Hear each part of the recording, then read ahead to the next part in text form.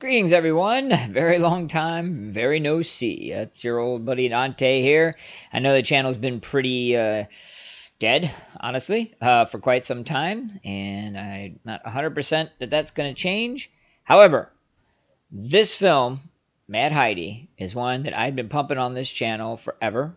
So I donated to their fundraising campaign. I mean, this was a big deal to me. So I felt I would be remiss if I didn't come back on here and let you know, A, what my spoiler review of Mad Heidi is, and B, that actually what I have been working on most recently is a separate YouTube channel that's more geared to those of us who have interests outside of horror. Still love horror. Horror is the shit. But do have interest outside of it. Sci-fi, Marvel movies, rumors, things that are going on. It's got a link in the description. It's called The Real King Kaiju or just King Kaiju. Check it out. Otherwise, buckle up. Here we go. Spoiler review, Mad Heidi.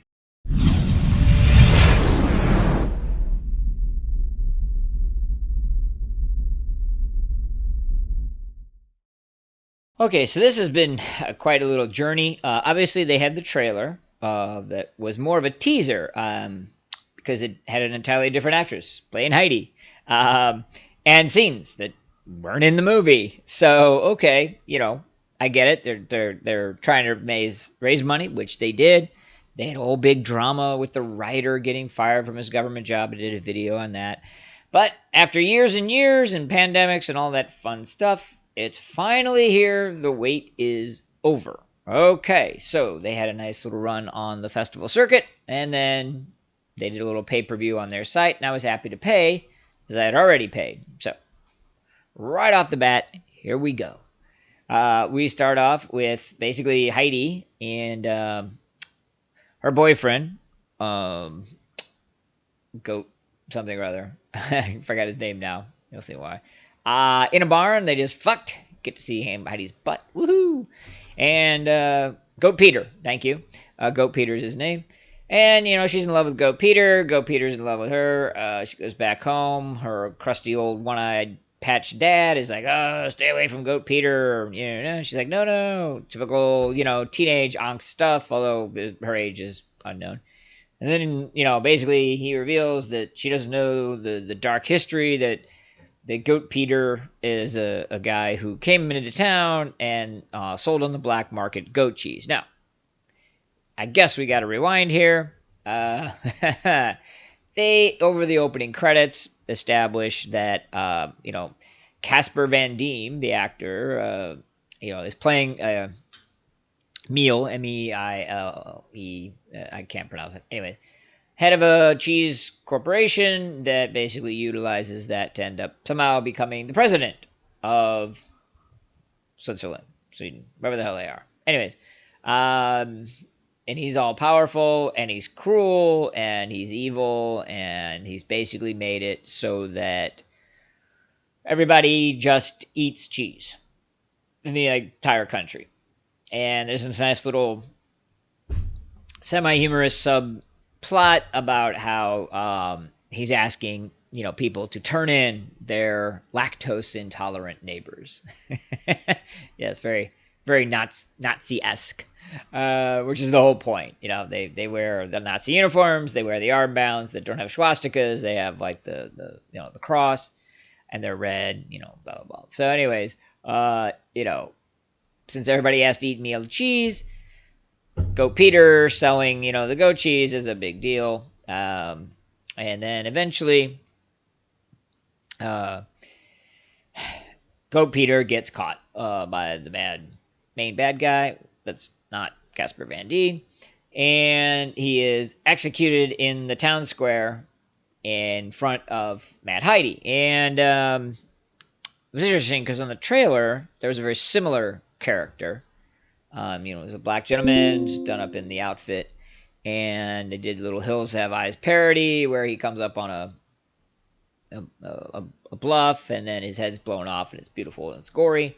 This time, it was in a town square. Oh, excuse me. I was with a bow and arrow with a even better sort of, gory special effect head explosion. Um, one thing I knew that was going to be in this, and I was really stoked and excited about, was the amazing gore, just hands down. So after Mad Heidi sees her boyfriend's, head blown away, she screams. The bad guys are like, "Oh, who are you?" And she grabs on his little sidecar motorbike, and a chase ensues. She makes her way back to her grandpa's place. It's a barn, and it's basically revealed that he and the main bad guy kind of know each other from back in the day. And she's like, "What? That's crazy!" And then a real kind of goofy thing happens where the grandfather is up in a barn, shoots one of the bad guys, not the main one for some reason, one of the other ones in the leg, and as he falls, his machine gun prays and sprays and hits some kind of gas, and boom, the farm blows up. And Heidi's taken to prison, and now we switch into a little bit of a women in prison flick, which I'm always a big fan of. They had a nice delousing sequence that, Heidi wasn't really nude for, but other girls were, so that was nice. Haha. And she gets put into a cell with another young girl, and then two basically like female bodybuilder women. I mean, there's just, I'm not even trying to hide it. These are like steroided out, muscle women. And then basically what follows is the plot. They're training the girls for some Swedish Day celebration where they're going to fight. And it's basically really nothing more than just a reason to watch Heidi get beat up and training, get beat up in her cell, get her head dunked in the toilet by these big, bad, mean, roid muscle women. And then eventually, she's taken to sort of a solitary confinement type deal where she's starved because she refused to eat cheese. Go figure. And shocked by the evil, prison people. Then, for reasons that aren't really clearly explained, Casper Van Diem, and I keep using his name because he's the only actor you'll recognize in this, although the others, acquit themselves. Okay, some acquit themselves admirably. Says that he wants Heidi for the games for some reason. So now, the warden's got to go like play nice, and in the process, Heidi kills her, stabs her in the neck with like a bone, grabs the little girl that was her cellmate and goes to escape, but the girl's completely converted to the cheese side. So eventually, she hops on the old sidecar, chase ensues, and she's at the edge of like a cliff, and she's like, "I'd rather die," and throws herself off the cliff to a huge waterfall. Somehow survives, not really clear how. Winds up stumbling around the woods and goes to a monastery, and there she meets this sort of ghostly, ethereal woman and two, for lack of a better word, ninjas. Ninjas look like ninjas. They kick her ass, fix her wounds, and then we get a little training montage. So now we understand how Heidi becomes a badass, and eventually she uses those skills to go back. Meanwhile, we find out that Grandpa has somehow survived his barn being blown up and was basically a resistance fighter, decades ago, and goes to get a bunch of other resistant fighters from back in the day, including Goat Peter's father and a like dwarf gentleman. And they start heading towards the prison, or the not prison, the Swedish games. No idea how far along it is, but there's a lot of sequences of them walking through like different towns or same town but different streets, and they keep building a following. Okay, so basically, Heidi goes. First she goes back to the prison, kicks some ass. They call in a neutralizer guy in a bull outfit who just one punch knocks her out. Okay. She wakes up. Now she's got to go do the games. They put her out in the games, and it's her and her little mousy prison cellmate against the two Roid women. The Roid women kicked their ass at first, then basically through a weird situation, one of the Roid women swings a nail-studded bat, Mrs. Heidi, and then puts it into the back of the skull of her partner and kills her. Then Mad Heidi defeats the other one, who won't basically convert to niceness, so she knocks her out, and that's when the neutralizer shows back up. The guy that one punched her earlier in the film. And they have a huge fight, including him being, basically castrated by her, but it doesn't affect him at all, which is odd. And by this point, the Bond steroid woman has recovered and decided, you didn't kill me, so we're friends now, and I'll take on the neutralizer. Okay, you do that. And then, Casper Van Diem sees the shift of things, and basically he's like, there's a whole subplot with him trying to sign a trade agreement with the French, and they eventually go back to like a room, and he's invented this like super cheese that turns people into zombies. Again, not a real plot point. It's an opportunity for them to put little zombie melting makeup on people. And then, she at this point, Grandpa and all the revolutionaries show up. They all, kill all the guards, take over the town so she can go after Casper Van Dien. Eventually, all the French delegates are turned into zombies. They're dispatched by the crowd. She ends up dispatching Casper Van Dien, no joke, basically by taking a hose, and I can't remember if it was hooked up to water or cheese, maybe cheese, sticking it up the ass of Casper Van Dien and turning it on until he explodes. All right, so that's your basic plot structure.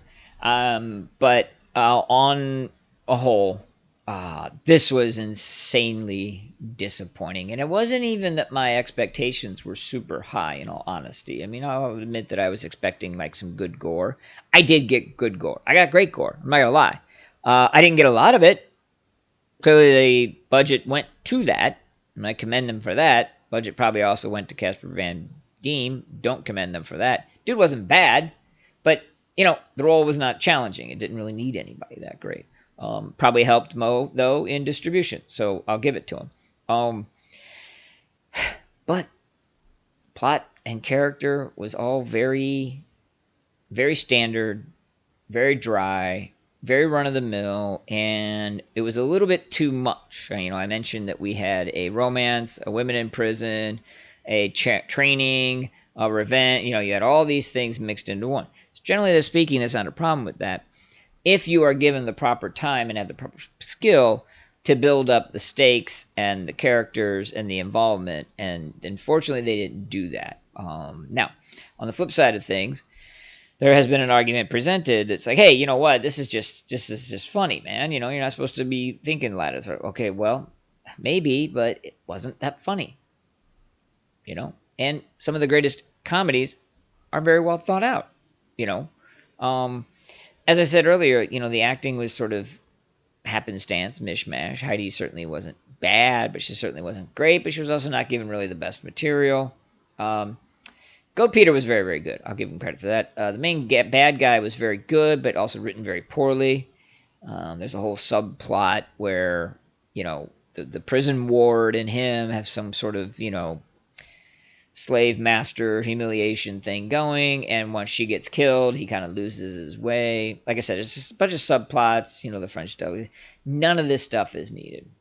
And honestly, the lack of the images from the trailer turned out to be detrimental as well, as the trailer was very stylized, very, in your face, very over the top, what I wanted, these, a la Iron Sky type stuff, but just didn't pull it off at all. The characters weren't interesting, the stakes weren't high, and ultimately, it's my horror to report that Mad Heidi was a disappointment, and as such, you should, I hate to say this, but, wait till it's streaming somewhere. I want to support him. I supported him twice, but I can't use that as justification to give them a rosy review on something that just wasn't. It's very well done. It's shot nice, edited nice, but the story and the characters, the core of all films, was just sorely lacking.